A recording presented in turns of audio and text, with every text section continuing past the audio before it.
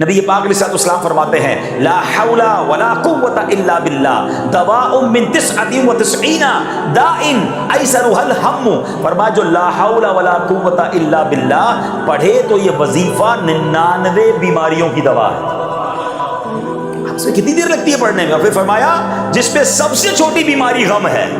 اچھا کون ہے جس کو غم نہیں ہے؟ تکلیفیں غم اگر غم دور کرنا ہے فرمایا 99 میں سب سے چھوٹی بیماری غم ہے. پھر تو ہر غمگین کو لا حول ولا قوت الا باللہ پڑھتے رہنا چاہیے اور یہ کمال کا وظیفہ ہے. ایک اور روایت میں ہے جو 100 مرتبہ لا حول ولا قوت پڑھے اسے کبھی تنگ دستی نہیں ہوگی. اگر بزنس کم ہوا ہے، جاب کا پرابلم ہے، اگر پیسے پورے نہیں ہو رہے تو لا حول ولا قوت الا باللہ یہ اپنا ورد بنا لیں اور کم از کم 100 ٹائم ضرور پڑھا کریں. پھر اس کی برکتیں دیکھیں. اے میرے پیارے اسلامی بھائیوں، بعض اوقات ایسی مصیبتیں دور ہو جاتی ہیں. اب ذرا غور سے سنیے گا. حضرت مالک اشجعی رضی اللہ تعالیٰ عنہ یہ صحابی رسول ہیں. ایک مرتبہ آپ کے بیٹے حضرت عوف بن مالک رضی اللہ تعالیٰ عنہ غیر مسلموں کے ہاں قید ہو گئے. اب سبحان اللہ صحابہ کرام کو جب بھی کوئی ڈیفیکلٹی آتی تھی وہ سرکار دو عالم علیہ السلام کے پاس پہنچ جاتے تو وہ وہاں حاضر ہوئے اور نبی پاک سے عرض کیا کہ حضور بیٹا گرفتار ہو گیا ہے. اب بتائیں دشمنوں کے ہاتھ میں گرفتار ہو گیا ہے. سرکار دو عالم علیہ السلام نے کیا حل بتایا؟ فرمایا کسی طرح بیٹے کو یہ بات پہنچا دو کہ لا حول ولا قوت الا باللہ کثرت سے پڑھنا شروع کرو. ہے دشمن کی قید میں، اس تک یہ پیغام پہنچاؤ کہ کسی طرح یہ پڑھنا شروع کر دے. اب اپنے بیٹے تک آپ نے یہ پیغام پہنچایا. اللہ اکبر، وہ بیڑیوں میں جکڑا ہوا تھا، دشمن کی قید میں تھا. اب میں آپ کو حدیث سنا رہا ہوں. اس وظیفے کی برکت سے اس کی بیڑیاں خود بخود ٹوٹ کر گر گئیں اور وہ بندہ اپنے گھر واپس آ گیا. وظیفہ کس نے دیا تھا؟ سرکار دو عالم علیہ السلام نے. اچھا بعض اوقات کیا ہوتا ہے، لوگ کہتے ہیں وظیفہ تو میں بھی بڑے پڑھتا ہوں، دعائیں تو میں بھی بہت کرتا ہوں، ہمارا تو مسئلہ حل نہیں ہوتا، ہماری بیماری تو دور نہیں ہوتی. تو آلویز ریممبر، بیماریاں جو ہے نا یا جو بھی چیز وظیفہ عمل کرے گا وہ جب کرے گا جب آپ کو یقین ہو. آپ کو خود ہی بلیو نہیں ہے تو پھر کچھ نہیں ہونا.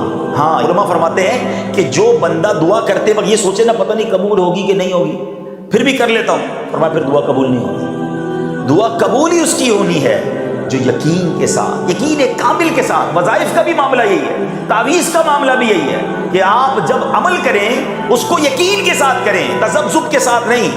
پھر دیکھیں کیسے غیب کے خزانوں سے مدد ہوتی ہے. سبحان اللہ، مجھے وہ واقعہ یاد آ گیا. بریلی کے تاجدار امام عشق و محبت اعلیٰ حضرت امام اہل سنت ایک بار حج پر جا رہے ہیں، سمندر میں طوفان آ گیا.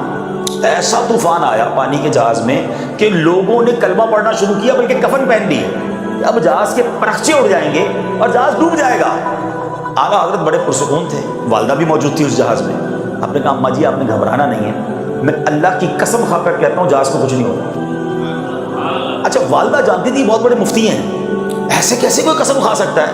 اور تھوڑی دیر میں ایسا ہی ہوا کہ جہاز کام ڈاؤن اور بالکل سب چیزیں اسموتھ ہو گئی. والدہ نے کہا بیٹا یہ تو بتاؤ قسم کیسے کھا دی؟ طوفان میں کچھ نہیں ہوگا. کہتے ہیں امی جان میں نے نبی پاک کی حدیث سنی ہے کہ پیارے آقا نے فرمایا جو کشتی پر سوار ہو اور یہ دعا پڑھ لے بسم اللہ مجریہا ومرساہا ان ربی لغفور الرحیم، وہ سمندر میں کشتی کبھی نہیں ڈوبے گی. جب نبی پاک نے فرمایا مجھے یقین تھا اس کشتی کو کچھ نہیں ہونا. یہ ایسا یقین بھی تو ہونا. ہم وظیفے بھی پڑھتے تھے کہتے ہونا تو کچھ نہیں، چلو پڑھ لیتے، پھر کچھ نہیں ہونا. یقین کے ساتھ اور قرآن اور اللہ کے نام کی برکتیں. اور سبحان اللہ نبی پاک علیہ السلام خود دم فرمایا کرتے تھے.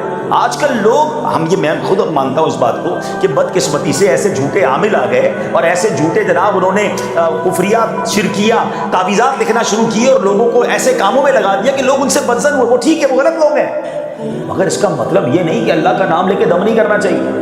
ہے قرآنی آیات اور جناب اس کے تعویذات اور اس کے ذریعے دم کرنے تو نبی پاک سے ثابت، یہ صحابہ سے ثابت ہے اور یہ شفا کا انداز ہے. سنیے سرکار دو عالم علیہ السلام کا انداز کیا تھا. ہماری امی حضور بی بی عائشہ صدیقہ طیبہ طاہرہ رضی اللہ تعالیٰ عنہ فرماتی ہیں کہ رسول اکرم علیہ السلام کے اہل خانہ میں جب کوئی بیمار ہوتا تو میرے آقا علیہ السلام معوذات یعنی سورہ فلق اور سورہ ناس پڑھ کر اس پر دم کیا کرتے تھے. اب یہ دم کس سے ملا؟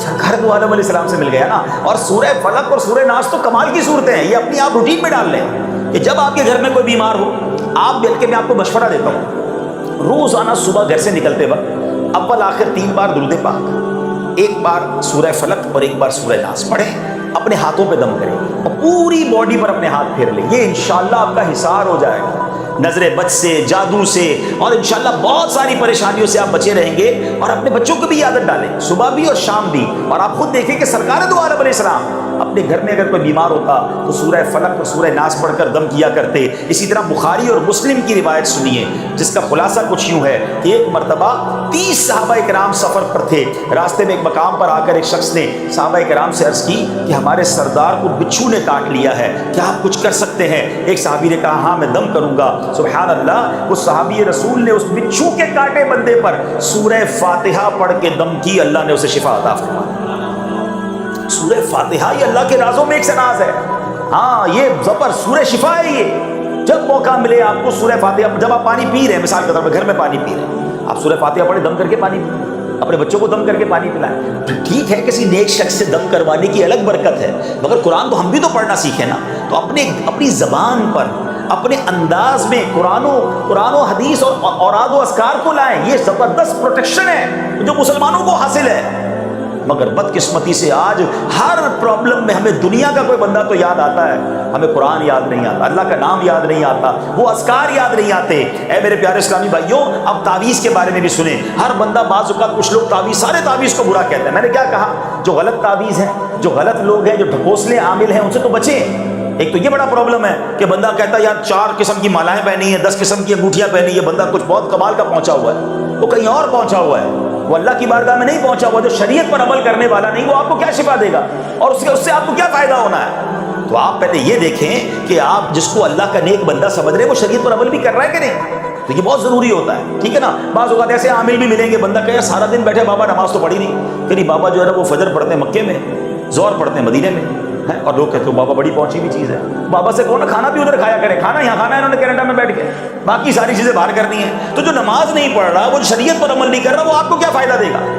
تو یہ بات ہمیں یاد رکھنی ہے کہ ہمیں محبت بھی اسی سے کرنی ہے، فالو بھی اس کو کرنا ہے کہ جو اللہ رسول کی اطاعت کرنے والے ہوں۔ تو اب تعویذ کتنی کمال کی چیز ہے۔ کیسر روم کے بادشاہ نے حضرت فاروق اعظم کو لکھا کہ مجھے دائمی درد سر کی شکایت ہے، ہمیشہ پین رہتا ہے میرے سر میں، اگر آپ کے پاس کوئی دوا ہو تو بھیج دیں۔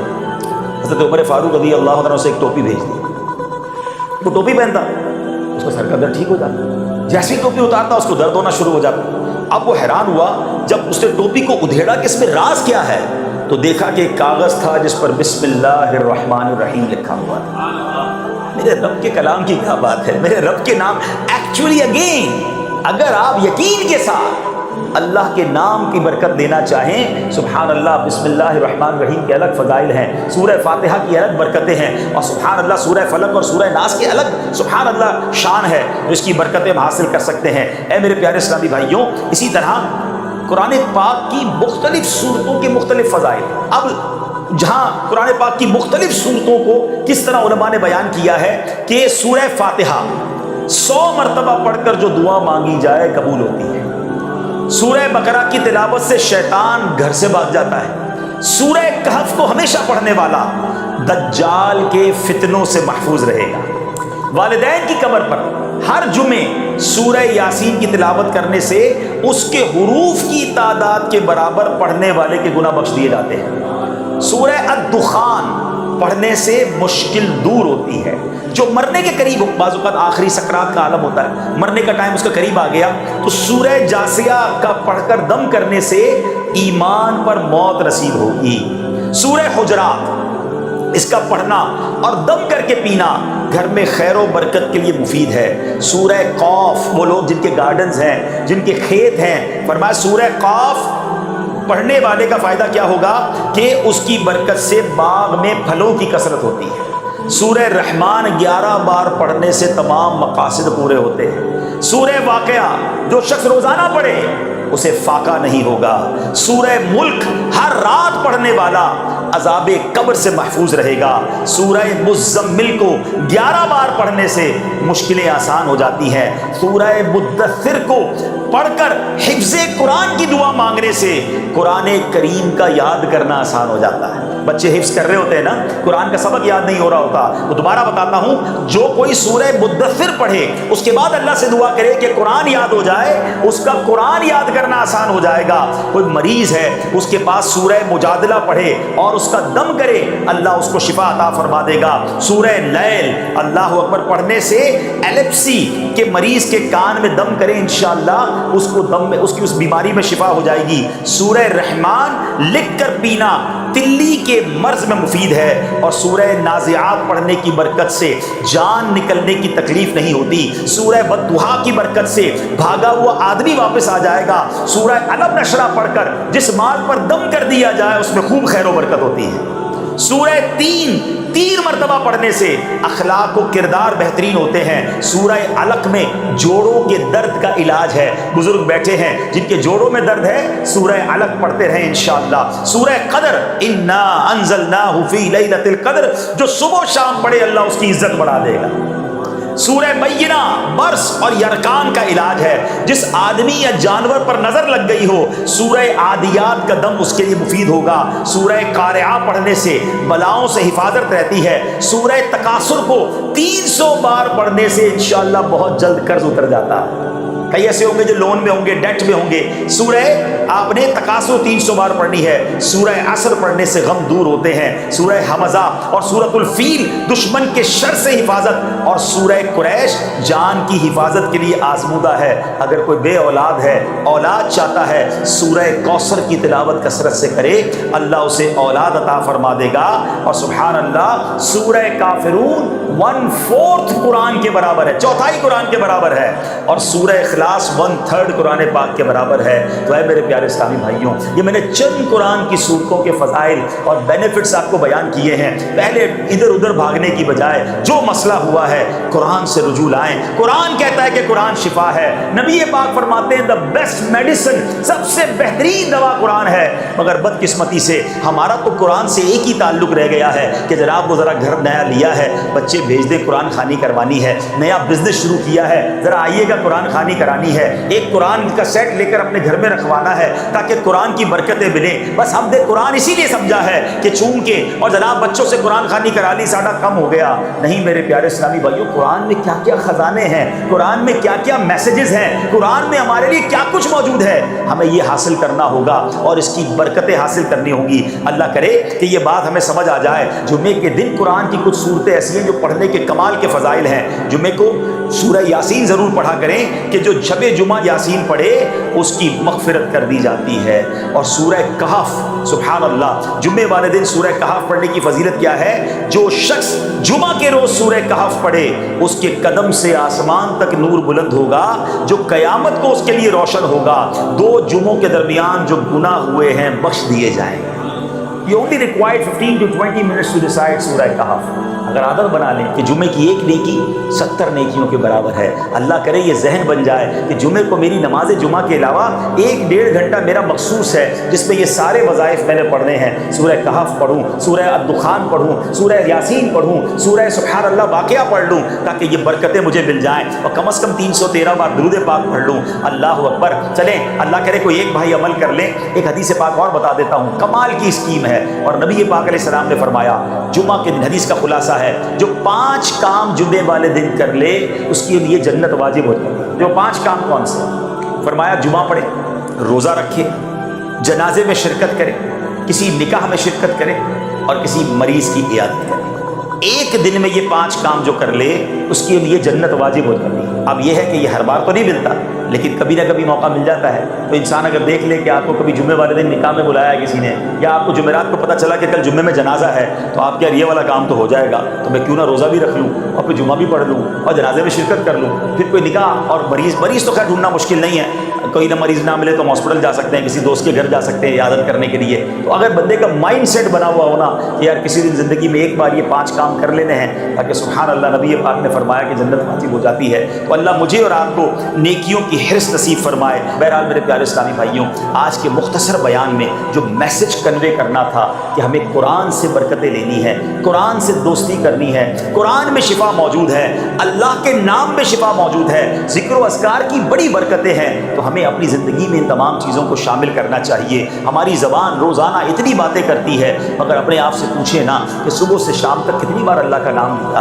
کتنی بار نبی پاک علیہ السلام کا نام لیا۔ وہ پنجابی شاعر بڑی پیاری بات کہتے ہیں، اور اسی شعر پر اپنی بات کو ختم کرتا ہوں۔ وہ کہتے ہیں دل یاد لئی بنایا ہے، تعریف لئی زبان۔ What is the reason why Allah created us? وجہ کیا ہے؟ وہ بڑی پیاری بات کہتے ہیں، دل یاد لئی بنایا ہے، تعریف لئی زبان، دل یاد لئی بنایا ہے، تعریف لئی زبان، اکھیاں بڑھائیاں سونے دے دیدار واسطے۔